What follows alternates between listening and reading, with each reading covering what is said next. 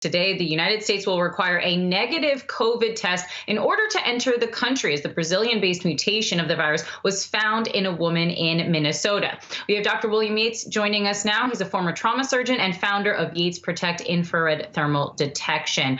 So, doctor, as I just mentioned, we have someone in Minnesota who was found with this Brazilian-based mutation of the virus. And we keep hearing how all of these mutations and strains are sometimes more deadly, more contagious. I'm wondering if you think we need to impose harsher travel restrictions like we saw, for example, Australia and New Zealand do, because we heard that this woman in Minnesota went to Brazil, got the virus there, and then brought it back. Well, I would say it only makes sense that we should have travel restrictions. We see what happened before when we didn't do it, and we're now in such bad shape from the pandemic. This is a very serious problem in that we know that this virus is more infectious. We don't know if it's more deadly, and those are the things that are going to pan out as time goes on, but we know it's easier to transmit. So that alone means that no, we have, or yes, we do have to have these travel restrictions. Very, very necessary.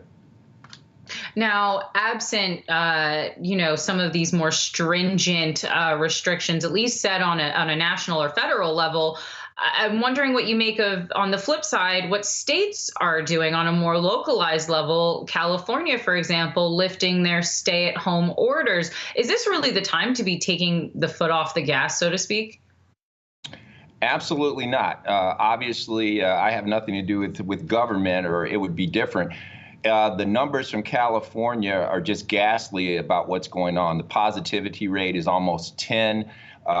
People, like 15 people are dying an hour in California, so it makes no sense at all. I think this is the time that common sense would say, press the gas as hard and as fast as you can for as long as you can till the data tells you to stop. So I would say I disagree who's ever making those decisions there.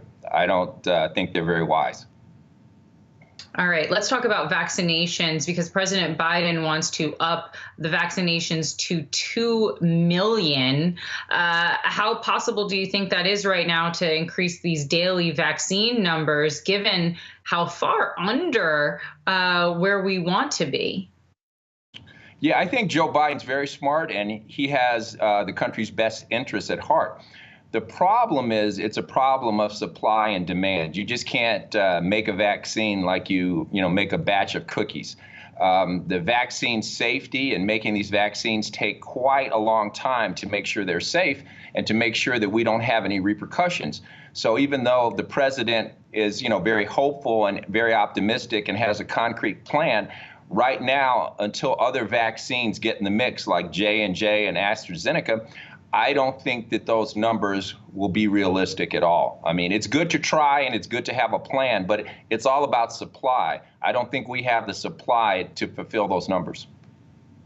Well, keeping on this point, the president also saying that he wants any American that wants to get the vaccine, that they'll be able to get it by this spring. Now, April feels like it's honestly right around the corner. Do you see it happening that fast, that we can essentially vaccinate everyone that wants to be vaccinated as early as this spring? Absolutely not. If you do the math, there are 300 million people in the United States, maybe 250 million who would require the vaccine. So you would need twice that number of doses, 600 million doses. The math doesn't work out, no. All right. You said something interesting, that if you were in charge, you wouldn't be making some of the decisions that we're seeing being made on a federal level and even on a state level. So if you were in charge for a day, what would you do to fight this virus?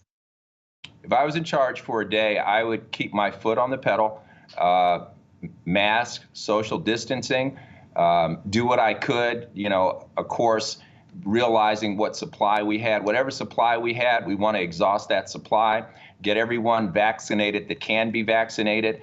And I'd also work on things that people aren't thinking about, like air filtration systems and what's going to happen in the aftermath, and also support businesses which have been severely hurt by this catastrophe. All right. That's what President Yates would do. Dr. William Yates, former trauma surgeon and founder of Yates Protect Infrared Thermal Detection. Thanks so much for joining us today. Thank you for having me today.